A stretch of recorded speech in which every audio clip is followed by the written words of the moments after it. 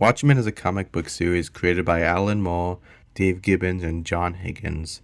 The series takes place in an alternate 1985, where all heroes, except for the ones who work for the government, are outlawed. The story includes characters like Rorschach, Night Owl, Silk Spectre, Dr. Manhattan, the Comedian, and Ozymandias. The comic received critical acclaim and has lived on in multiple formats, like films, a video game, an HBO television series, a motion comic, and many sequels. In this video, I want to talk about how most people don't understand Watchmen.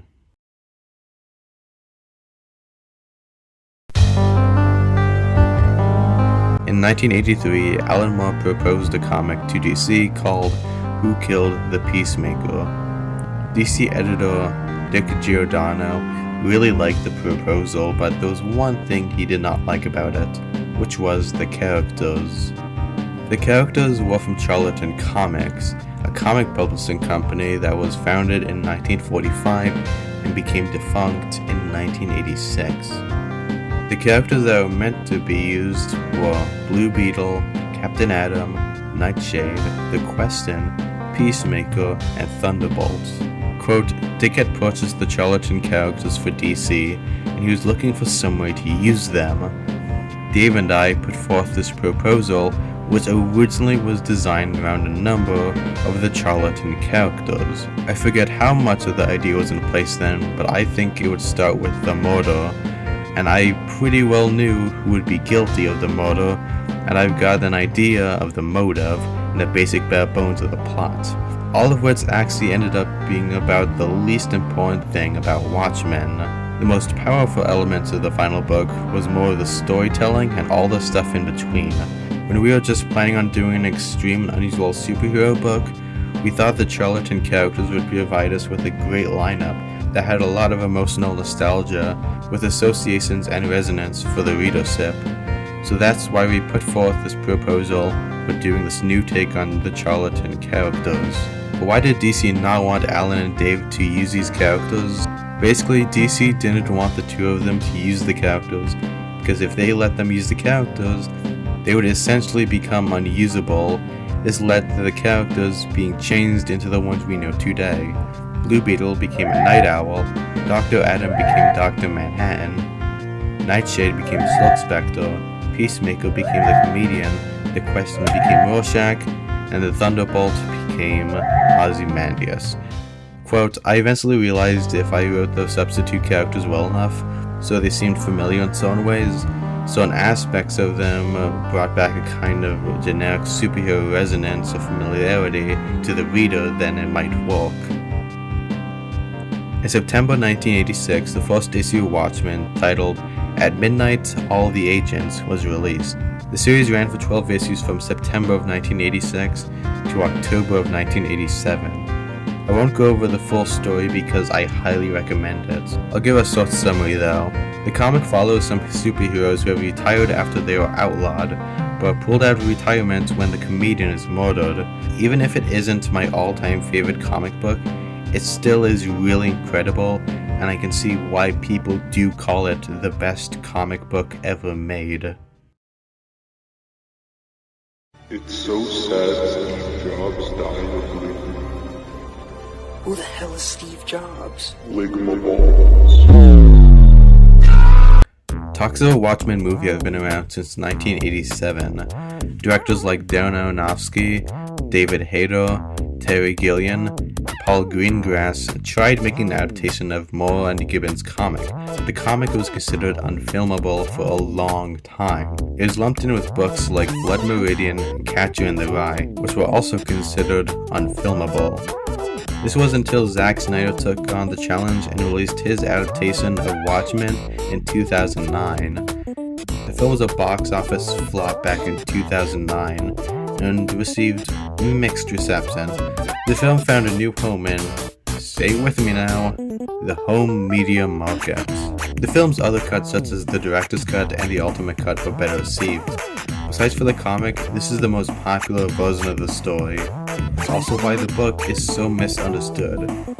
That's right, we're finally getting to the main point of the video. Yeah! boy selection without objection. The thing a lot of people get wrong is that these are not good people. They are called superheroes, but not the ones we know. If you ask someone who Rorschach is, they'll tell you he's basically like Batman, but he is far from being Batman. Rorschach is a far-right leaning character who's shown to be sexist, racist, a psychopath, and just being deranged. Ozymandias puts a giant squid in New York City and causes millions of people to pass away to end the Cold War. The comedian is a rapist, a murderer, and is completely unredeemable. While Night Owl and Silk Spectre are the only characters in the book who are considered good people, it doesn't excuse the actions of the other characters. While I can compliment the film on its soundtrack, acting, cinematography, and more, I can't say it's a perfect adaptation. Because while yes, it adapts the comic very well with dialogue and personalities, it makes the characters cool. Why would you try making someone like Rorschach look cool? The film does show the evil in some of the characters like the comedian and Ozymandias.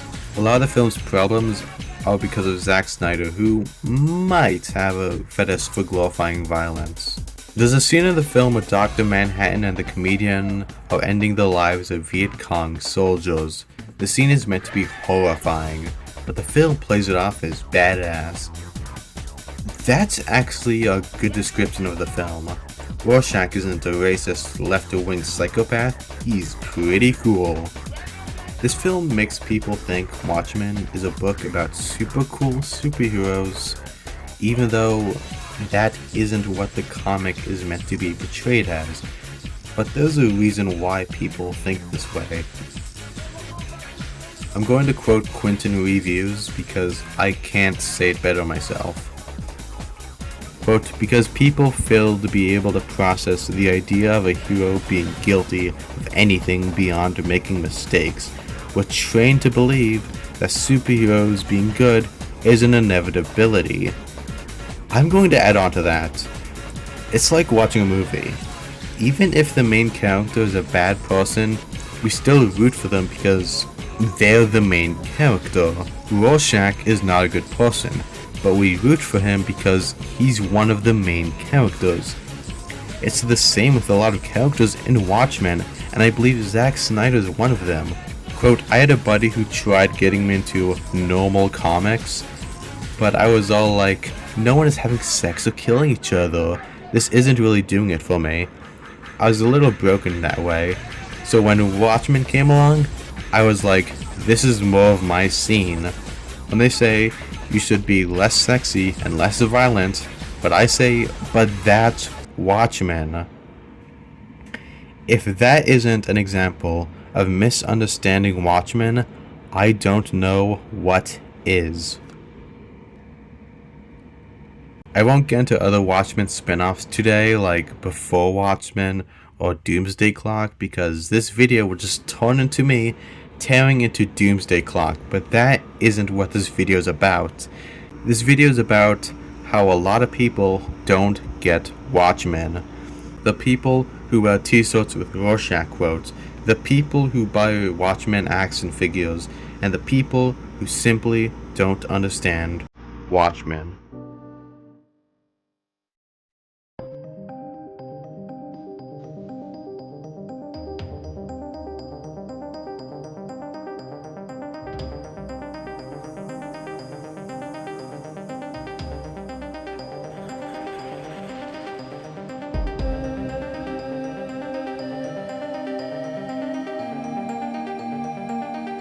Also, I'm not saying I hate the movie, it's just not a good adaptation of Watchmen. Okay, bye.